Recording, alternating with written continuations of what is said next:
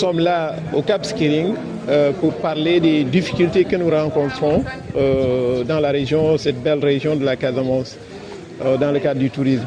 Pourquoi? Parce que la région est enclavée. Elle est enclavée d'un point de vue aérien. Nous avons d'abord la fermeture de l'aéroport de Ziguinchor qui perdure.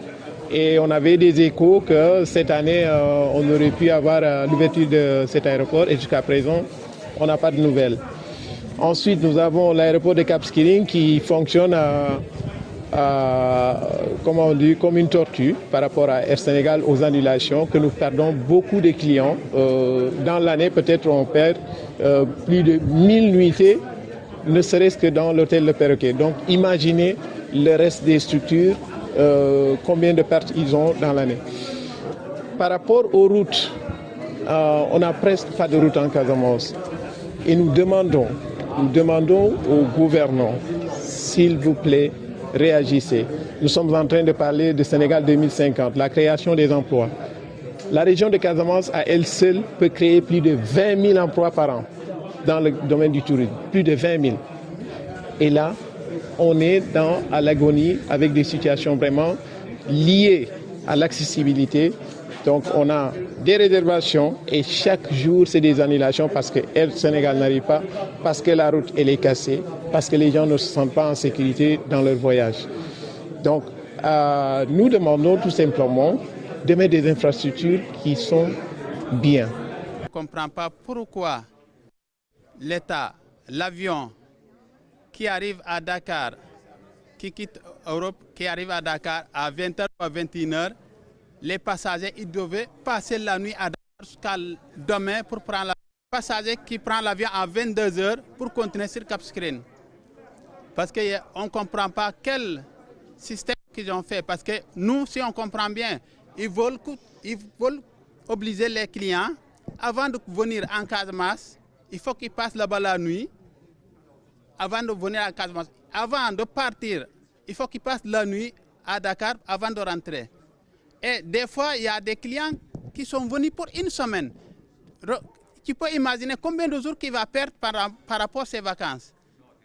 Pourquoi pas d'organiser l'avion qui doit venir à partir de Dakar à 22h ou 23h. Il peut avoir deux vols 22h, 23h. Donc le passager, il n'a pas besoin de louer un hôtel à dormir à Dakar. Si vous regardez, nous en tant que jeunes qui évoluons dans le domaine, on a un peu quitté Dakar parce que dès le bas âge, on va vous parler du fléau de l'exode rural.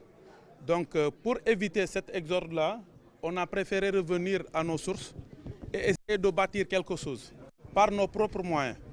On n'a pas le soutien de l'État, on n'a rien. Donc avec nos maigres moyens, on va essayer de développer le secteur et trouver de l'emploi. Donc si par exemple, si je prends l'exemple du tourisme local, quand je dis tourisme local, c'est du tourisme de l'intérieur. Par exemple, quelqu'un qui va sortir de Dakar, qui va vouloir venir passer un week-end le vendredi. On lui dit que ton vol, on l'a annulé et finalement, il va tomber au samedi à 18h. Comment tu peux vouloir venir à 18h?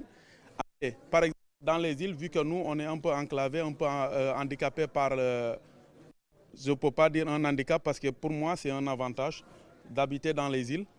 Et quelqu'un, ce dernier-là, comment il va pouvoir profiter de ses vacances tout en arrivant à 18h le lendemain matin, tu pars jusqu'au Cap pour essayer de retrouver l'avion. Donc, moi, là où je blâme l'État, c'est que, comme l'a si bien dit la dame, ils sont en train de créer les conditions nécessaires pour que tous les jeunes aillent au chômage. Ça risque d'amener au retour à la frustration des jeunes. Et on va aussi repartir vers l'exode rural, aller remplir Dakar tout en se disant qu'à Dakar, il y a beaucoup de boulot. Or, il y a du boulot ici. Il suffit juste de créer les conditions nécessaires pour que les gens puissent rester et travailler. On a un très grand problème, hein. C'est d'ailleurs le but de cette conférence de presse, parce que presque je peux dire on est à l'agonie. Parce qu'en ce moment où nous sommes, le mois de décembre, et le mois de janvier et février, surtout le mois de décembre, c'est ça qu'on appelle la haute saison au Cap Skirring. Et jusqu'à présent, on n'arrive pas à voir, à ce moment normalement, la station doit être pleine de touristes, mais maintenant il y a pratiquement plus rien. Donc, tu te baladeras dans la station, tu ne verras pas. Donc, ce n'est pas inquiétant. C'est la faute numéro 1 au transport aérien, notamment à Air Sénégal. Et aussi Transair qui a arrêté, on ne sait pas pour quelle raison.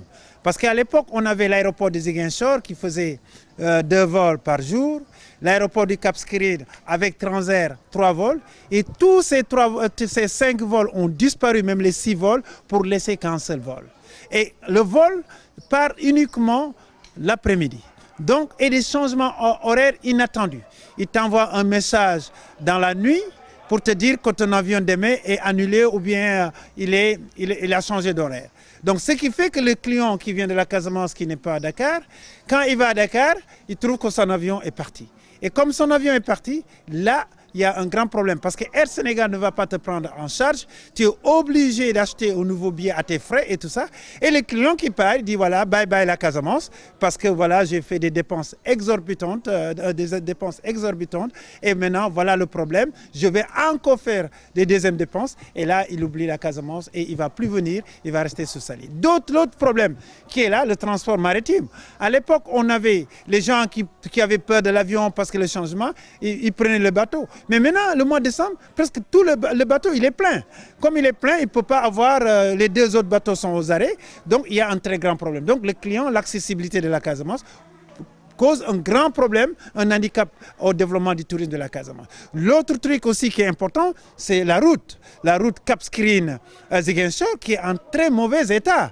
Nous avons aussi la même chose, encore pire, la route Diouloulou-Bignona. Parce que nous avons beaucoup de clients qui passent, surtout les Belges, avec SN Bruxelles, qui prennent l'avion jusqu'à Banjul et à partir de Banjul, ils arrivent ici.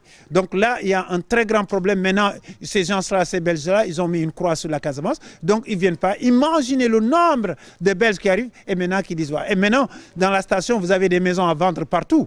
Les gens veulent partir parce que à cause de l'accessibilité qui est difficile. Les restaurants aussi ils ont des problèmes parce qu'ils sont en train de faire des licenciements parce que c'est difficile.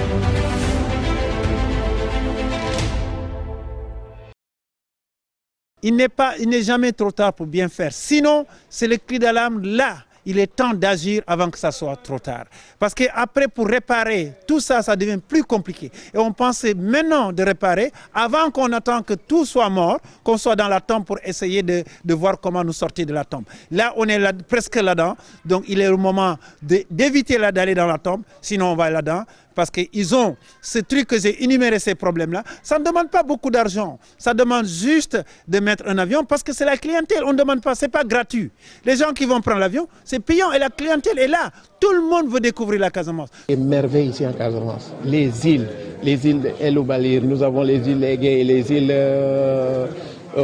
plusieurs îles, Carabane, Ehid, Wendaï, Carabane. Djogé, tout ça. Mais c'est des villes culturelles qui ont un patrimoine mondial qui sont en train de se perdre, que les gens ne peuvent pas découvrir. Pourquoi? Parce qu'il n'y a pas un transport maritime aux normes. Les gens se débrouillent avec leurs pirogues, avec leurs touristes, mais quand l'avion n'arrive pas, quand le bateau n'arrive pas, quand la route est cassée, mais quel est le touriste qui va risquer sa vie pour venir quelque part? Quel est le touriste qui veut perdre son emploi? En allant quelque part en vacances, tu sais que je risque de perdre mon emploi en Europe parce que là-bas, si tu prends tes congés et tu arrives en retard, mais soit on te renvoie ou bien tu as des sanctions énormes. Donc, quel est le touriste qui va risquer sa vie ou bien sa vie professionnelle pour venir en vacances quelque part, même si tu as le cœur en Casamance?